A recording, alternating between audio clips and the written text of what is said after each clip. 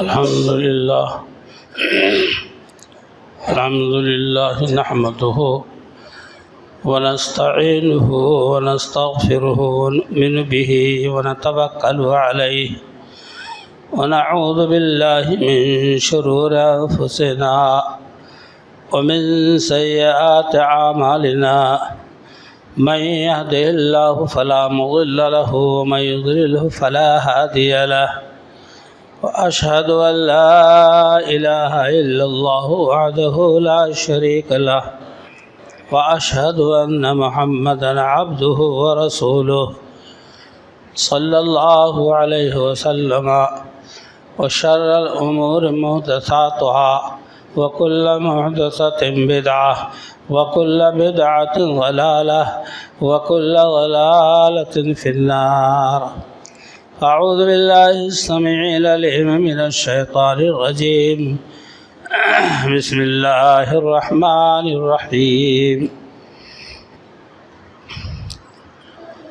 يا أيها الذين آمنوا اتقوا الله حق تقاته ولا تموتن إلا وأنتم مسلمون.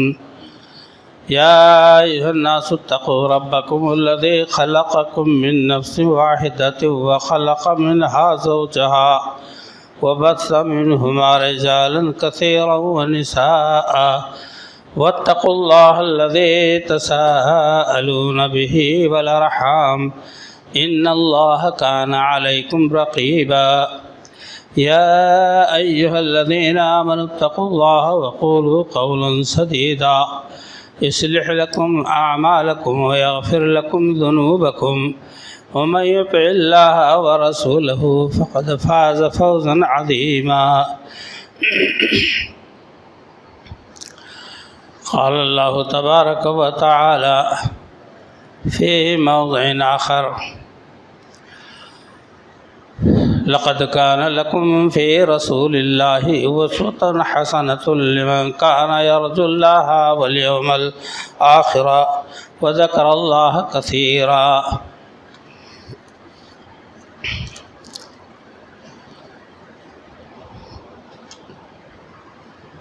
حاضرین گرامی، سب سے پہلے اس وحدہ لا شریک جل جلالہ عم نوالہ کی حمد و ستائش ضروری ہے، جس نے ہم کو اور آپ کو دین اسلام کا پیروکار بنا کر پیدا فرمایا اور قرآن و سنت کے مطابق زندگی گزارنے کی توفیق دی. بعد ازاں بے شمار درود و سلام ہوں آقا نامدار سید الانبیاء جناب محمد رسول اللہ صلی اللہ علیہ وسلم کے ذات مبارکہ پر. حاضرین گرامی، رمضان المبارک کا مہینہ روز اول ہی سے سمٹتے سمٹتے آج اس کا سایہ بس سمجھ لو 2-4 ہاتھ باقی رہ گئے سمٹنے کو. جتنے دن ہمارے سروں پر سایہ فگن رہا اور ہے، ہم اللہ کی طرف سے برکت، رحمت اور مغفرت کے مستحق قرار پاتے ہیں. جو جو اس کا سایہ سمٹتا گیا، ہم سے دور ہوتا گیا، حتیٰ کہ اس کی برکت اور رحمت اور مغفرت ہم سے اور آپ سے 11 مہینے کے لیے جدا ہو گیا. ہم نے جو آیت کریمہ آپ کے سامنے تلاوت کی ہے، لقد کان لکم فی رسول اللہ اسوۃ حسنۃ لمن کان یرجو اللہ والیوم الآخر وذکر اللہ کثیرا. سورہ احزاب کی آیت ہے کہ تمہارے لیے نبی صلی اللہ علیہ وسلم کی زندگی میں بہترین نمونے ہیں، آئیڈیل اللہ کے رسول صلی اللہ علیہ وسلم کی زندگی ہے، اور زندگی کے ہر میدان میں، ہر شعبے میں آپ اللہ اور اس کے رسول صلی اللہ علیہ وسلم کی فرمودات کو پائیں گے کہ اس کو ایسے عمل کیا جائے، اس کو ایسے عمل کیا جائے۔ آج ہم سے اور آپ سے عید 2 روز کے بعد غالباً انشاءاللہ تیسرے دن یعنی سوموار کی صبح ہم دوگانہ نماز ادا کریں گے۔ اس کے بھی جو مسائل ہیں وہ نبی صلی اللہ علیہ وسلم ہی کے اسوہ و طریقے پر عمل کیے جائیں گے اور کرنے کی ضرورت ہے۔ دراصل یہ مبارک مہینہ اپنے دامن میں جو بہت کچھ خیر و برکات لیے ہوئے تھا وہ جا رہا ہے۔ آپ ہم آئے ہیں آج الوداع پڑھنے۔ بہت دھوکہ ہے، بڑی غلط فہمی پیدا کی جاتی ہے اور انہی غلط فہمیوں کی بنیاد پر دین اسلام کا صحیح چہرہ عوام کے سامنے نہیں آنے پاتا ہے۔ وہ بھی عوام بیچارے جاہل۔ آج کتنے لوگ ہوں گے، آپ لوگوں نے بھی مناظر دیکھے ہوں گے کہ فجر ہی کے وقت آدھی رات ہی سے رومال رکھ دیتے ہیں، بیٹھے رہتے ہیں کہ آج الوداع ہے اور آج نماز کا ثواب بہت زیادہ ہے، چاہے پوری زندگی گناہ کرتے رہو لیکن سب معاف ہو جائے گا۔ کوئی صحیح حدیث، کوئی روایت اس سلسلے کی نہیں ہے۔ آپ اس بات پر یقین کریں اور انشاءاللہ اس منبر سے اللہ اور اس کے رسول صلی اللہ علیہ وسلم کے حوالے سے بات کی جاتی ہے، وہ بھی ضعیف روایتیں نہیں، موضوع من گھڑت نہیں، کہ جو امت کے جو ہے گمراہی کا سبب بنے۔ جب یہ ہوگا کہ آپ ایک الوداع کی نماز پڑھ لیں تو پورا سال، پوری زندگی آپ پاک صاف رہیں گے۔ کتنا بڑا دیوالیہ ہے دین اسلام کا، کتنی بڑی دھاندلی ہے اسلام کے ساتھ۔ میرے دوست اور بھائیوں، حضرت عبداللہ ابن عمر رضی اللہ عنہ کا قول ہے، جہاں تک مجھے یاد آتا ہے، صلی صلاتک صلاۃ مودع۔ اے بھائیو، تم نماز پڑھو اور جس نماز کو تم پڑھو اس کو آخری نماز زندگی کا سمجھو، کہ شاید اس کے بعد نہ مجھے ملے، میری موت آ جائے۔ یہ الوداعی بات ہم سب یہاں بیٹھے ہیں نماز جمعہ کے لیے، اور نہ جانے یہاں سے جانے کے بعد عصر کی نماز ملے کہ نہ ملے، ہمیں پھر رات ملے یا نہ ملے، صبح ہو یا نہ ہو۔ میرے دوستوں اور بھائیوں، نصیحت ہے صحابی رسول حضرت عبداللہ بن عمر رضی اللہ عنہ کی کہ تم اپنی نماز جو بھی ادا کرو اس کو سمجھو کہ ایسا نہ ہو کہ خدا نخواستہ یہ آخری نماز ہو زندگی کی۔ تو اگر آپ سوچیں تو آپ کا ہر لمحہ الوداعی ہے۔ بہرحال میرے دوستوں اور بھائیوں، عید الفطر اور عید الاضحیٰ اس سلسلے میں اللہ کے رسول صلی اللہ علیہ وسلم کا اسوہ کیا تھا۔ ہم نے رمضان المبارک کے روزے رکھے، بتقاضائے بشریت ہم سے کوتاہیاں ہوئیں، زبان کی، کان کی، غلط باتیں نکل گئی، نعوذ باللہ، اللہ پناہ۔ روزے کی حالت میں گالی گلوچ تو میں آپ کے ذمے یا اپنے ذمے نہیں لیتا ہوں، نہ کرتا ہوں، لیکن پھر بھی بتقاضائے بشر جو روزے پر اثر انداز ہوا، اس چیز کے ازالہ کے لیے نبی صلی اللہ علیہ وسلم نے صدقۃ الفطر مقرر کیا۔ صدقۃ الفطر عام صدقات کی طرح یہ نہیں ہے۔ عام صدقات آپ کبھی بھی ادا کریں، لیکن صدقۃ الفطر کس کس چیز میں دی جائے گی؟ دراصل یہ مذہب اسلام رحم و کرم کا مذہب ہے۔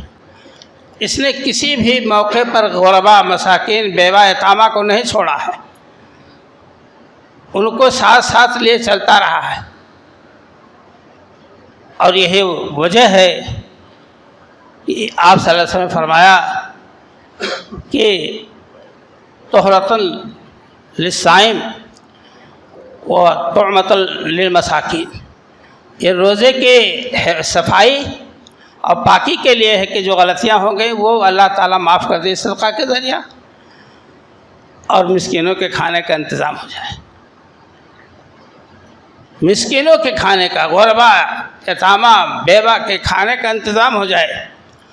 اللہ کے رسول جناب رسول اللہ صلی اللہ علیہ وسلم نے اس چیز کو فرض قرار دیا، فرض رسول اللہ صلی اللہ علیہ وسلم، اللہ کے رسول صلی اللہ علیہ وسلم نے فرض قرار دیا زکوٰۃ الفطر صاع من تمر اور صاع من شعیر علی العبد والحر والذکر والانثى والصغیر والکبیر من المسلمین وامر بها ان تعد قبل خروج الناس الى الصلاۃ۔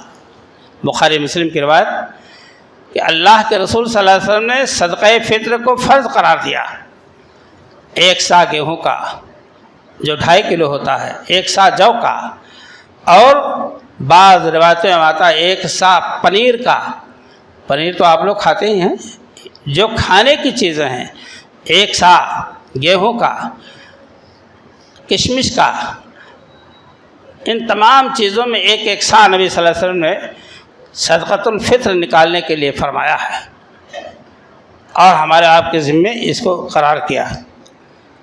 اور کب نکالیں اس کو؟ قبل خروج الناس الی الصلاۃ، نماز عید سے نکلنے سے پہلے آپ اس کو اپنے گھر سے نکال کر غربا تک پہنچا دیں۔ میں یہ کہہ سکتا ہوں کہ انشاءاللہ آج 27ویں ہے، کل 28ویں 29ویں، آپ ان تینوں ایام میں بھی آپ صدقۃ الفطر نکال دیں، تاکہ دوسرے دن یعنی عید کے دن آپ کے ذمے یہ تکلف باقی نہ رہے کہ ہمیں صدقۃ الفطر نکالنا ہے، آپ کس کو جائم دے لیں، ابھی سے جو اپنے ذہن میں رکھیے کون مستحق ہے کون نہیں، اس تک پہنچا دیں۔ میرے دوستوں اور بھائیوں، حضرت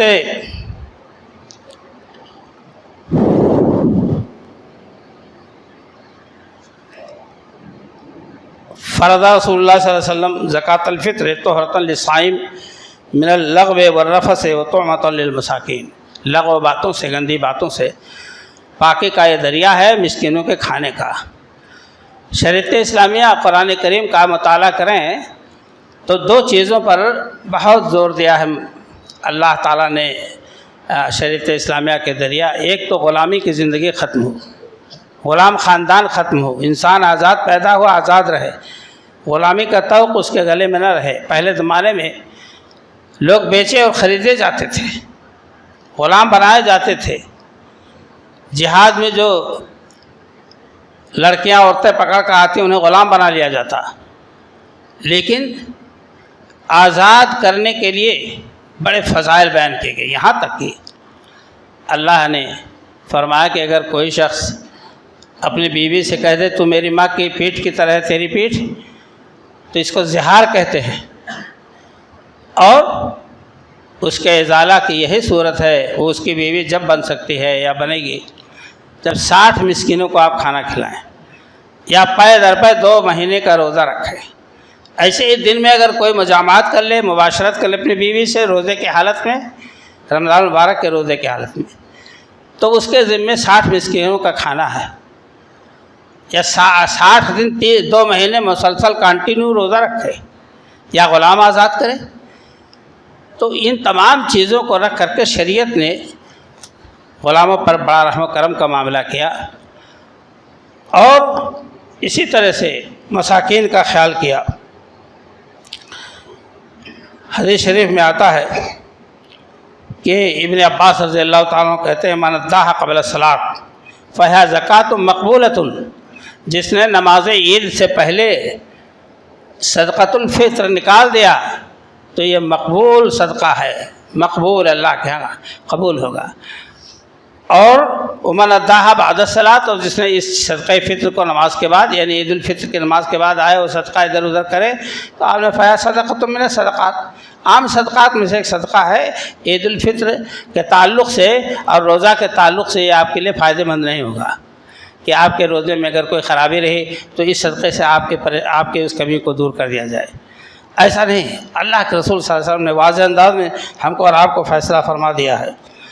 نماز عید سے پہلے نکلنے سے پہلے آپ غسل کر لیں، پاک صاف اچھے انداز میں ہو جائیں، میسر ہو نئے کپڑے یا اچھے کپڑے، عمدہ کپڑے جو آپ کے پاس ہوں۔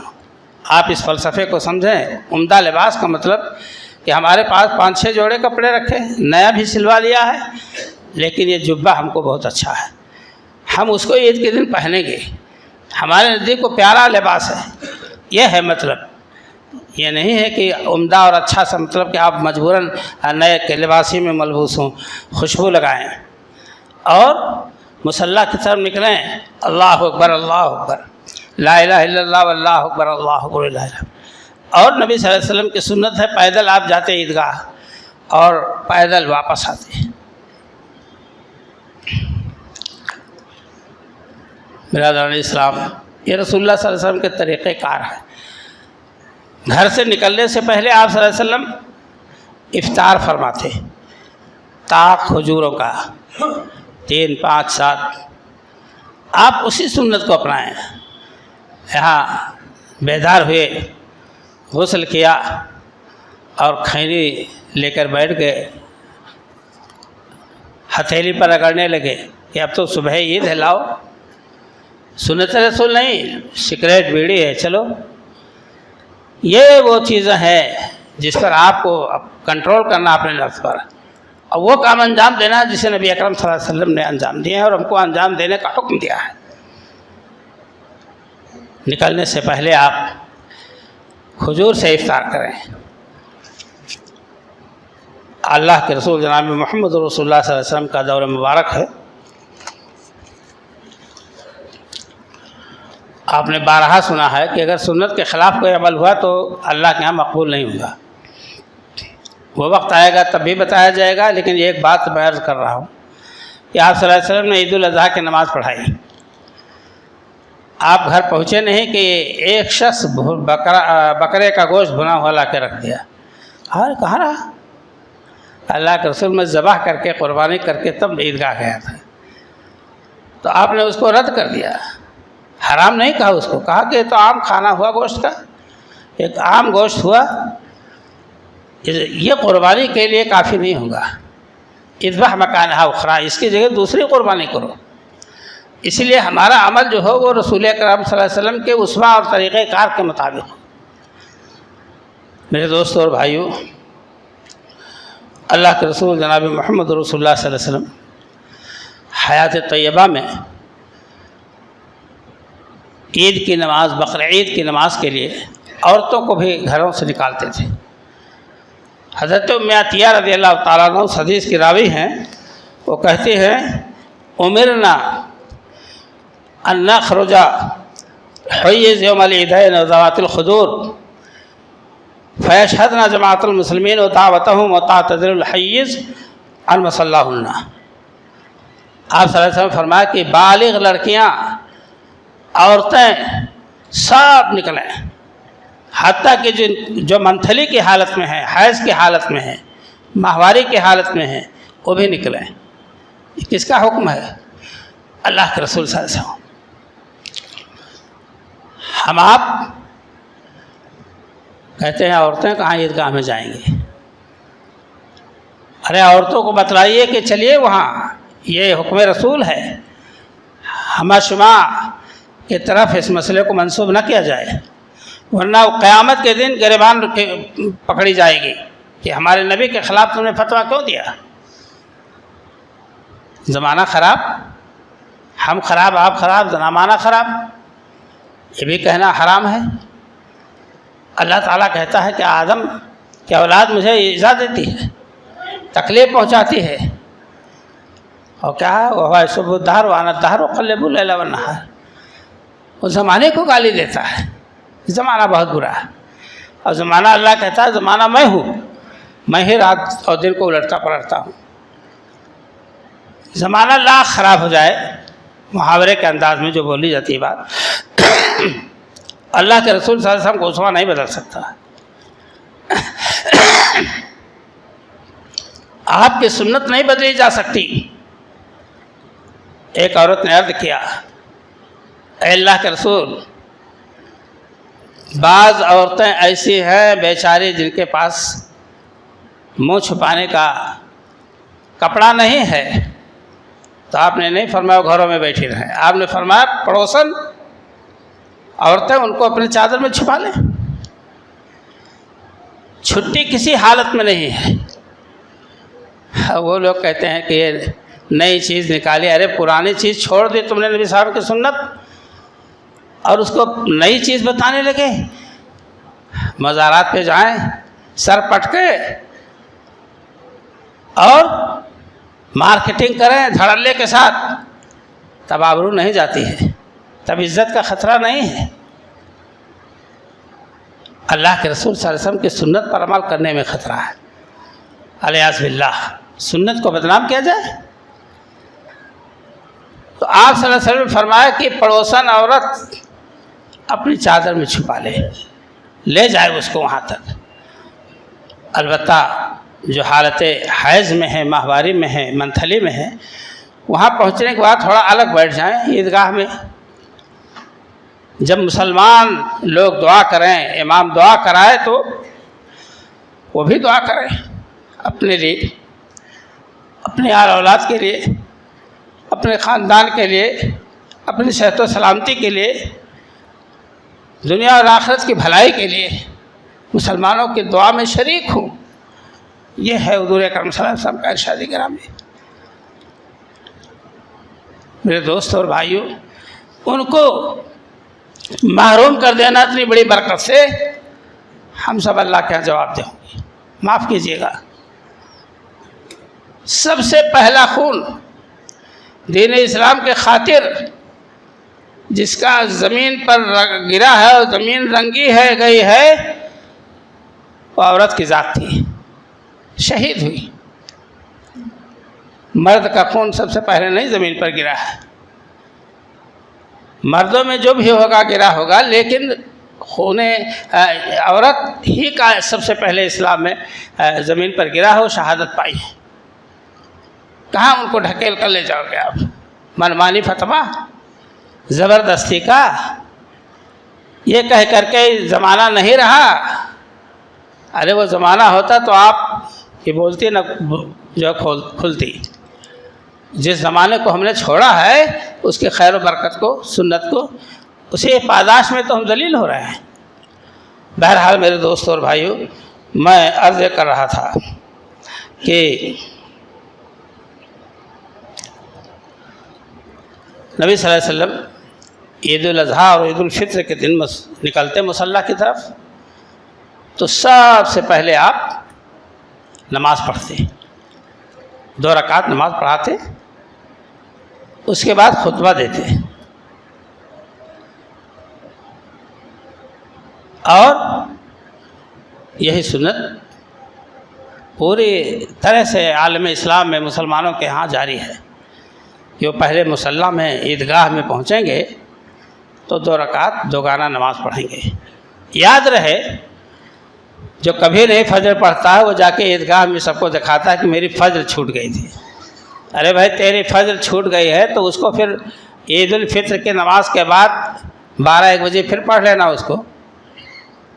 اللہ کے رسول صلی اللہ علیہ وسلم کی سنت کے خلاف عیدگاہ میں جو پڑھے گا وہ ثواب ہی کیا پائے گا؟ نہیں ملے گی، نماز کو مقبول نہیں ہوگی۔ کیونکہ آپ کے بارے میں آتا ہے، صحابہ کرام فرماتے ہیں کہ عید الفطر اور عید الاضحیٰ کے نماز سے پہلے یا نماز کے بعد وہاں اور کوئی نماز نہیں ہوتی تھی۔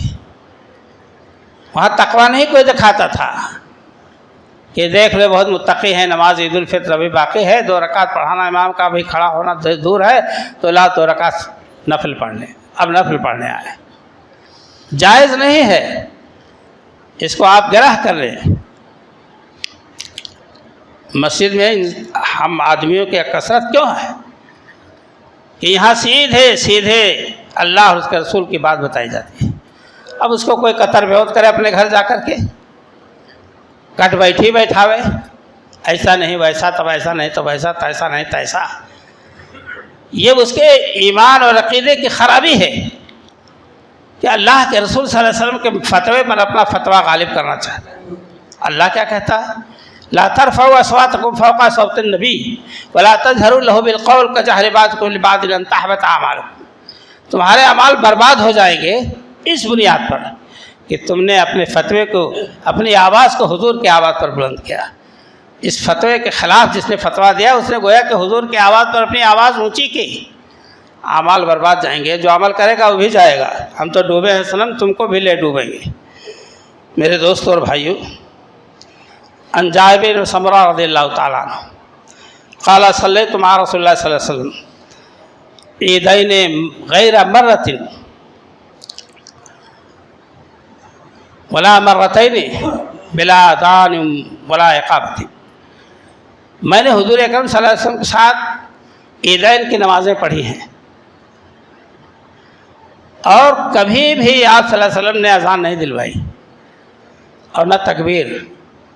عیدین کی نماز میں عید الفطر کے 2 رکعت نماز، عید الاضحیٰ کے 2 رکعت نماز، اور اس سے پہلے اس کے بعد کوئی نماز نہیں، اور نہ اس میں اذان ہے نہ اقامت۔ میرے دوستوں اور بھائیوں، اللہ کے رسول صلی اللہ علیہ وسلم کی سنتیں یہ دین اسلام ہے۔ وَمَن يُطِعِ الرَّسُولَ فَقَدْ أَطَاعَ اللَّهَ، اللہ نے ایک فیصلہ کن بات ارشاد کر دی قرآن میں کہ جس نے ہمارے حبیب کی اتباع کی اس نے میری اتباع کی، اس نے میری اطاعت کی۔ جس نے ہمارے حبیب جناب محمد رسول اللہ صلی اللہ علیہ وسلم کی اطاعت کی، نماز میں، زکوٰۃ میں، نماز کے تمام اقسام میں، یہ عید الفطر ہے، یہ عید الاضحیٰ ہے، یہ جنازہ ہے، صلاۃ الجنازہ ہے، صلاۃ الخسوف، سورج اور چاند گرہن کی نماز ہے، یہ استسقاء پانی طلب کرنے کی نماز ہے۔ جس نے نبی صلی اللہ علیہ وسلم کی سنت کو اپنایا، مانا آپ کا حکم، اس نے اللہ کی اطاعت کی۔ اللہ نے ڈائریکٹ جوڑ دیا ہے اپنی ذات سے۔